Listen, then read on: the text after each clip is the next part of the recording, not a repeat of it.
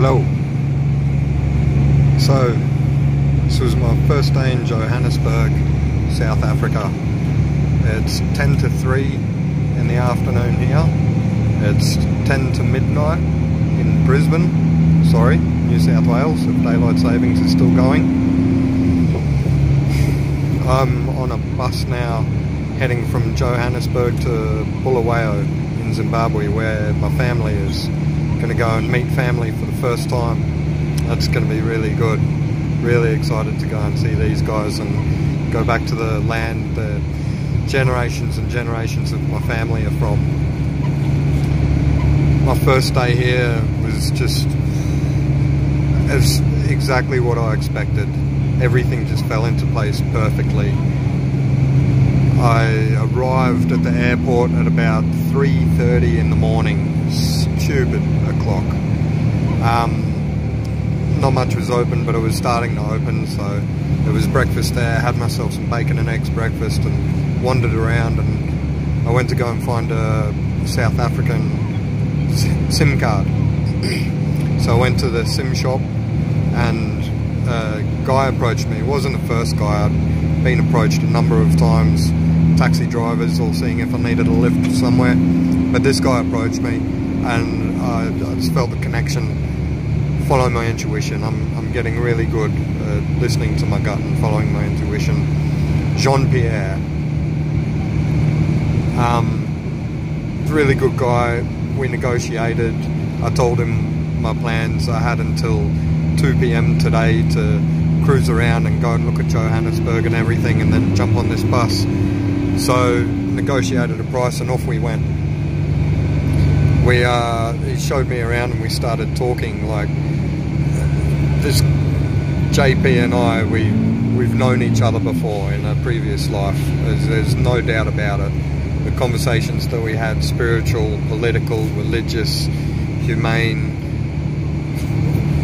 peace, love, war, family, everything, absolutely everything. We just connected really amazingly, and even most so on the spiritual side of things, going down that path which I'm most definitely on now.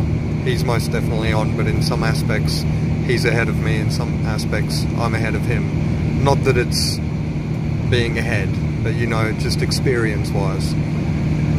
So anyway, spent the day, went and saw Nelson Mandela's original home, went to a couple different museums around the place, Mandela Square, showed me around the city, had lunch and chilled out.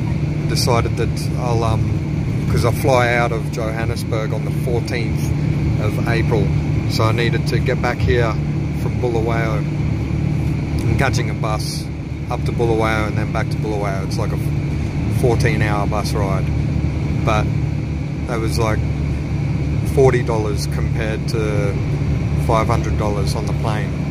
So I've got to start this trip tight, I've got to end this trip tight. So I'm going to come back to Johannesburg a couple days early and go and spend it with JP and his family, and yeah, just go and cruise around with him. Like, what a first day.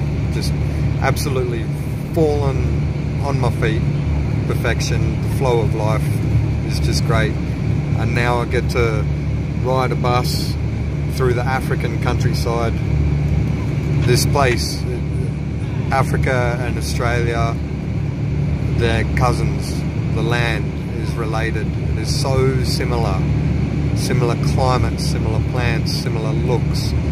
It's just beautiful, absolutely beautiful. I feel like I'm back in like a second home.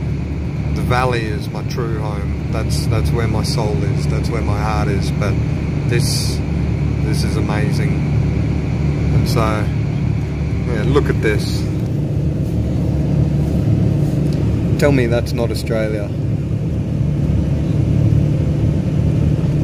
Seriously, if it wasn't for the buildings, you couldn't tell the difference.